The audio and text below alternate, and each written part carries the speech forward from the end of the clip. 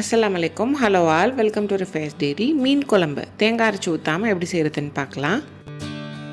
Channel subscribe பண்ணாமல் video பார்க்குறீங்கன்னா subscribe பண்ணிக்கோங்க.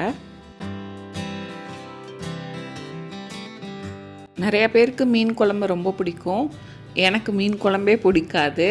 நான் மீன் போடுறதுக்கு முன்னாடி வர குழம்பு எல்லாம் டேஸ்ட் பண்ணிவிட்டு மீன் போட்டதுக்கப்புறம் அதை சாப்பிட மாட்டேன். என்ன மாதிரி நிறைய பேர் இருப்பீங்கன்னு நம்புகிறேன். இருந்தீங்கன்னா கமெண்ட் பண்ணுங்கள். நான் சாப்பிட மாட்டேன்னு சொல்கிறேனே, டேஸ்ட் எப்படி இருக்கும் அந்த மாதிரிலாம் நீங்கள் யோசிக்க வேணாம். டேஸ்ட் நல்லாவே இருக்கும். எப்படி செய்கிறதுன்னு பார்க்கலாம். அது செய்கிறதுக்கு நான் 450 கிராம் வஞ்சிர மீன் எடுத்திருக்கேன். மீனோட தலையும் வாலும் மட்டும் எடுத்திருக்கேன். நீங்கள் பீஸெல்லாம் எடுத்துப்பீங்கனாலும் எடுத்துக்கலாம், அது ப்ராப்ளம் இல்லை. நான் 450 கிராம் மீனுக்கு எப்படி குழம்பு வைக்கணுன்றதை இந்த வீடியோவில் சொல்லியிருக்கேன். இந்த மீனை நல்லா கழுவி எடுத்துக்கணும். இந்த மீன் குழம்புக்கு 15 சின்ன வெங்காயம், பெரிய தக்காளியாக இருந்தால் ஒரு தக்காளி, மீடியம் சைஸாக இருந்தால் 1.5 தக்காளி எடுத்துருக்க வெங்காயத்தை இந்த மாதிரி கட் பண்ணி எடுத்துக்கணும். நான் முழு மாங்காவையும் போடலை, அந்த மாங்காயில் பாதி மாங்காய் தான் போட்டிருக்கேன். இது போதும். நான் எடுத்திருக்க மாங்காய் ரொம்ப புளிப்பாக இருந்தது, அதனால நான் கம்மியாக தான் சேர்த்துருக்கேன். இப்போ ஒரு லெமன் சைஸ் புளி எடுத்து இதுக்கு தேவையான அளவு தண்ணி ஊற்றி இதை நல்லா கரைச்சி எடுத்துக்கணும். உங்களுக்கு புளி சீக்கிரமாக கரைஞ்சி வரணுன்னா கொஞ்சமாக வார்ம் வாட்டர் ஊற்றிக்கோங்க, டக்குன்னு கரைஞ்சி வந்துடும். நான் எடுத்திருக்க புளியை 2 தடவை தண்ணியில் கரைச்சி சேர்த்துக்கிட்டேன். இது முதல் தடவை கரைச்சி சேர்த்த தண்ணி. இப்போ சேர்க்குறது 2வது தடவை கரைச்சி சேர்த்தது.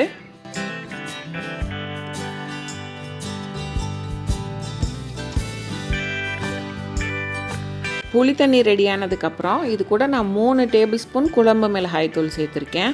உங்ககிட்ட குழம்பு மிளகாய் தூள் இல்லைன்னா நீங்கள் 1/2 டேபிள் ஸ்பூன் மிளகாய் தூள், 2 டேபிள் ஸ்பூன் மல்லித்தூள், கொஞ்சமாக மஞ்சள் தூள் இதெல்லாத்தையும் சேர்த்து இந்த மாதிரி கரைச்சி எடுத்துக்கலாம். நான் குழம்பு மிளகாய் தூள் மட்டும் சேர்த்து கை வச்சு நல்லா கரைச்சி எடுத்துக்கிட்டேன்.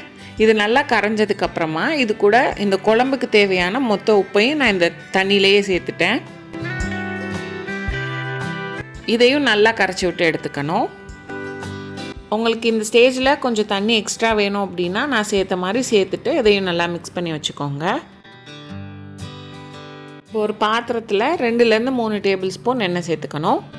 எண்ணெய் சூடானதுக்கப்புறம் கொஞ்சமாக வெந்தயம், இது கூட 1/4 டீஸ்பூன் ஜீரகம் இதெல்லாம் சேர்த்து ஜீரகம் நல்லா பொரிஞ்சு வந்ததுக்கப்புறம் நம்ம கட் பண்ணி வச்சுருக்க வெங்காயத்தை சேர்த்துக்கணும். வெங்காயம் கலர் மாதிரி வரணும்னு அவசியம் இல்லை, நல்லா வதங்கி வந்துச்சுனாலே போதும். நீங்கள் பூண்டு அதெல்லாம் என்ன சேர்க்காமல் இருக்காங்க அப்படின்னு சொல்லி நினைக்க வேணாம். இந்த மாதிரி ஒரு தடவை ட்ரை பண்ணி பாருங்கள், டேஸ்ட் நல்லாயிருக்கும். இந்த அளவு வெங்காயம் வதங்கி வந்ததுக்கப்புறம் நம்ம கட் பண்ணி வச்சுருக்க தக்காளியை சேர்த்துக்கலாம்.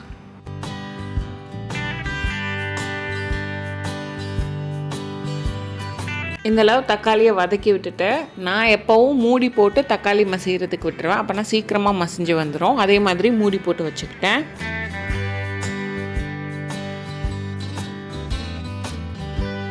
ஒரு 2 நிமிஷத்துக்கு அப்புறம் ஓப்பன் பண்ணோன்னா தக்காளி நல்லா மசிய வந்திருக்கும். இதை நல்லா வதக்கி விட்டுக்கணும்.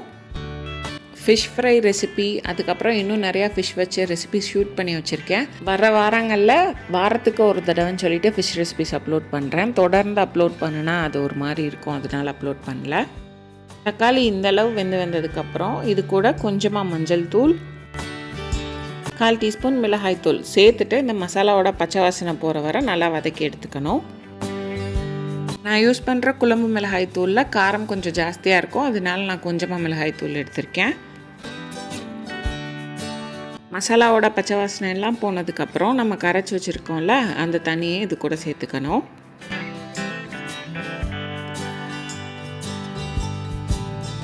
சேர்த்துட்டு இது கூடயே நான் கொஞ்சமாக தண்ணி சேர்த்து இந்த இதை அட்ஜஸ்ட் பண்ணிக்கிட்டேன். இந்த டைம்லேயே நீங்கள் குடிச்சு பார்த்துட்டு உங்களுக்கு உப்பு பத்தலைன்னா சேர்த்துக்கலாம். இப்போ இதை மூடி போட்டு வச்சோன்னா இது நல்லா கொதிச்சு வந்துடும். இந்த மாதிரி குழம்பு நல்லா கொதிச்சு வந்ததுக்கப்புறம் இது கூட முதல்ல மாங்காயை சேர்த்துக்கணும். மாங்காய் சேர்த்ததுக்கப்புறம் இது கூட நம்ம எடுத்து வச்சுருக்க மீனையும் சேர்த்துக்கணும். மீன் சேர்த்துட்டு கரண்டி வச்சு உடச்சிடாம லைட்டாக உள்ள குழம்புல படுற மாதிரி அழுத்தி மட்டும் விட்டுக்கணும். இது இந்த மாதிரி கொதிக்க ஆரம்பித்த உடனே இதுக்கு மூடி போட்டுட்டு ஒரு 8 மினிட்ஸ் குக் பண்ணி எடுத்துக்கோங்க. மீன் நல்லா வெந்து வந்துடும். நடுவில் உங்களுக்கு மீனை பரட்டி விடணும்னு நினச்சிங்கன்னா ஒரு 4 நிமிஷத்தில் ஓப்பன் பண்ணி மாற்றி விட்டுக்கலாம். 8 நிமிஷத்துக்கு அப்புறம் நான் ஒரு 2 மணி நேரம் இந்த குழம்பை டிஸ்டர்ப் பண்ணாமல் அப்படியே எடுத்து வச்சுருவேன். ஒரு 2 மணி நேரத்துக்கு அப்புறம் ஓப்பன் பண்ணோன்னா தேங்காய் இல்லாத மீன் குழம்பு ரெடி. 2 மணி நேரத்துக்கு இதை நல்லா ஊற விட்டுட்டிங்கன்னா மசாலா எல்லாம் மீனில் நல்லா அப்சர்வ் ஆகி ரொம்ப டேஸ்ட்டாக இருக்கும். இதுவரை நீங்கள் தேங்காய் ஊற்றாமல் ஃபிஷ் கறி ட்ரை பண்ணதில்லைன்னா இந்த ரெசிபியை கண்டிப்பாக ட்ரை பண்ணி பாருங்கள். ட்ரை பண்ணிட்டு எப்படி இருந்ததுன்னு கமெண்ட்ஸில் சொல்லுங்கள். இந்த வீடியோ பிடிச்சிருந்தா ரிஃபைஸ் டேரியா லைக் பண்ணுங்கள், சப்ஸ்கிரைப் பண்ணுங்கள், ஷேர் பண்ணுங்கள்.